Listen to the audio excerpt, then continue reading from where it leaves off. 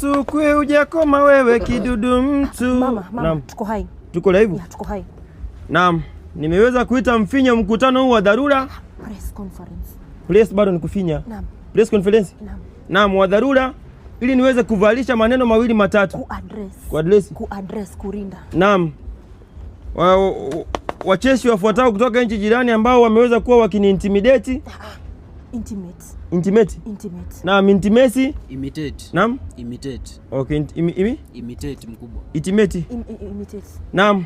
Risiti ya wafuatao wasiweze kanyaga Tanzania. Risiti, nipe risiti. Wapi risiti? List. Kumeficha mbona? Naam.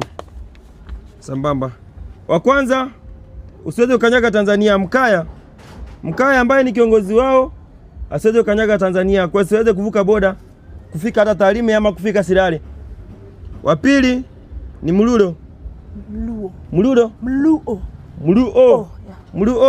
Pia usiweze kanyaga Tanzania. Watatu, unajua jina lake vizuri, Leni Vaibu. Tanzania si kwako, Zanzibari si kwako, utakunywa maji makali. Watatu ni Mjaka Mfine. Hii nini? Mfine. Naam? Mfine. Yes. Mfine si jina la Kiingereza? Naam. Kwa Kiswahili? Mzuri.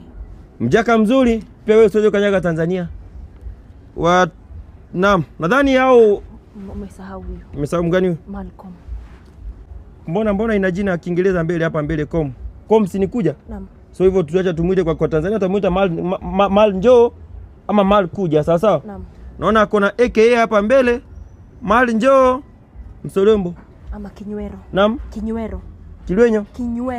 Naam. Hao hiyo ndio risiti ya wale ambao wacheshi wanaotoka nchi jirani ya ule rais wao ambaye ni Captain America ambaye anataka kusaidia nchi ya Marekani kuwasaidia kutoka kwa nini? Ebola. Ule ni Captain America ule? Naam. Hiyo risiti siweze kukanyaga Tanzania. Tanzania si kwenu. Tafadhali. Na tukimalizia, unaona umenirekebisha hapa hivi. Mwili gadi? Ndio mkubwa. Unafutwa kazi hiyo hii. Usiweze kujifanya mjanja kwenye press conference yangu. Sasa? Naam. Siko salama? Siko salama. Nzuri? Nzuri. Dada umeolewa? Ona mtu? Sina mtu. Hivi unaambianga watu? Zizi. Eh? Hapana.